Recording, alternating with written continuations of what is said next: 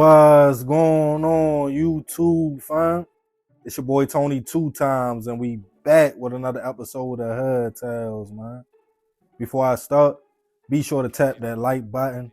It's free. It helps get the video out there. Definitely watch this video to the end so you can hear the full story and all the details in the case. For my day one fam, y'all already know it's all love. Thanks for tuning back into another episode. If you're new to the channel and you feeling the content, feel free to subscribe. Definitely hit that notification bell so you can be notified every time we drop a new video. Oh yeah, feel free to share the channel with your peoples. Everybody is welcome. With that being said, let's get right into the story. One thing about life, we can't choose what family we are born into, what city or environment we are raised in, and what goes on around us. Everyone is born into this world pure and innocent.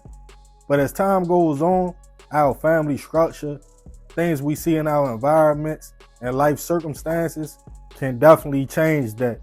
If we could all choose, I'm sure we will all pick to be born to a wealthy family with healthy values, who live in a neighborhood like in the TV shows and movies. No crime, everyone speaks, the grass is always green, and everybody is always happy. But for most, that's a dream world. In reality, we gotta survive and make the best of what's in front of us. In some places, you can hang out, walk the streets without a care in the world.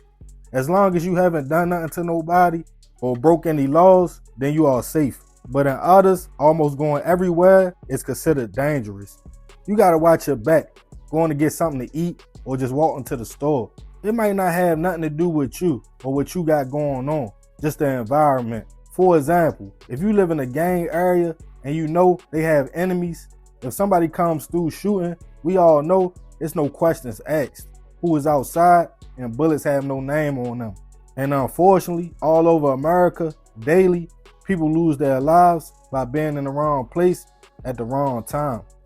And on this episode of Hood Tales, we'll be taking it to Chicago, Illinois, to discuss the case of a block party that took a fatal turn.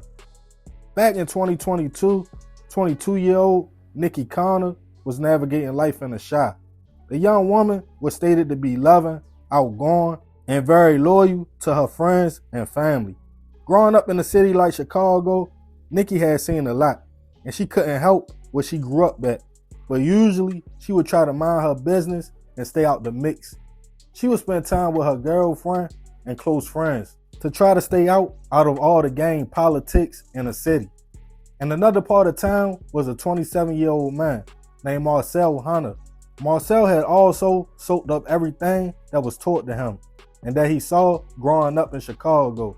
And at a young age, he leaned more towards the streets. As a hopper or a young man, he would have a run-in with CPD and be caught with drugs. He was released on a box, what some people call home monitoring. But eventually, he cut off the box and went on a run. He stopped showing up to court dates and was ducking and dodging for 3 years. Marcel was able to shake and bake and move through the city freely until he got jammed up, caught with a gun, in which now facing multiple charges, including 2 new ones, the gun case and the escape for cutting off the box. Marcel would get lucky though and go in front of a judge that was considered the most lenient in Chicago. In fact, they called her courtroom, set on free, room 203. As Marcel went in front of Judge Howard, surprisingly, she let the young man go again on a box while awaiting trial. Fast forward 4 months later, Nikki and a few friends were outside on a hot summer day on June 21st, 2022, when they heard about a block party that was happening later on in Inglewood. The party though was for a person that had passed away, and the funeral was earlier that day, so emotions was high. It's not clear what side of town Nikki was from, but one of her close friends was familiar with the area and the people, so they headed to the party. Also there at the time, even though he wasn't supposed to be, was Marcel. He had figured out a way to finesse the ankle monitor so it wouldn't pick up his movements or location. Everybody was chilling, enjoying the night, when Marcel locked in on Nikki. He asked people like, bro, who is that? Or do anybody know her? Saying that Marcel was on that, his sister walked up to Nikki and her friends and told them, "My brother geeking. He got a gun on him and I think y'all should bop off. Or in Chicago terms, move around." Nikki and her peoples started walking off and got to the corner of the block before Marcel approached the group. He locked in on Nikki and asked, like, "Bro, who the is y'all?" She explained, like, "Chill, we gone, we leaving now." While in mid-sentence though, a shot went off and people started scattering and leaving the block. CPD responded to the location to find Nikki suffering from multiple gunshot wounds, one in her head and 2 more to her lower body. And unfortunately, it wasn't nothing nobody could do. She passed away from her injuries at the scene. Her friends stated a man walked up to them and stated he didn't know them and he didn't want them at the party before he shot Nikki. One of her friends who was familiar with the area and the people in the neighborhood went through her Facebook friends and found the picture of a man she stated she didn't know by name, but she showed police the picture and stated that was the one who shot her friend. As the investigation started, they got a name for the young man and figured out it was Marcel. Some officers was familiar with him from around the way, and as they searched his name in the database, they realized he was on a box and shouldn't even be out the house. A search of his location was done while on a bracelet. It showed it wasn't picking up any movements and his location was cut off until 30 minutes after the homicide. Another one of Nikki's friends confirmed to police Marcel was definitely the shooter. She told them she knew the young man for years from the neighborhood and pointed him out in a photo lineup. With that, he was arrested a few days later at his house, taken into custody, charged with first-degree hit. The incident left Nikki's peoples hurt, but also raised questions about the justice system in the city.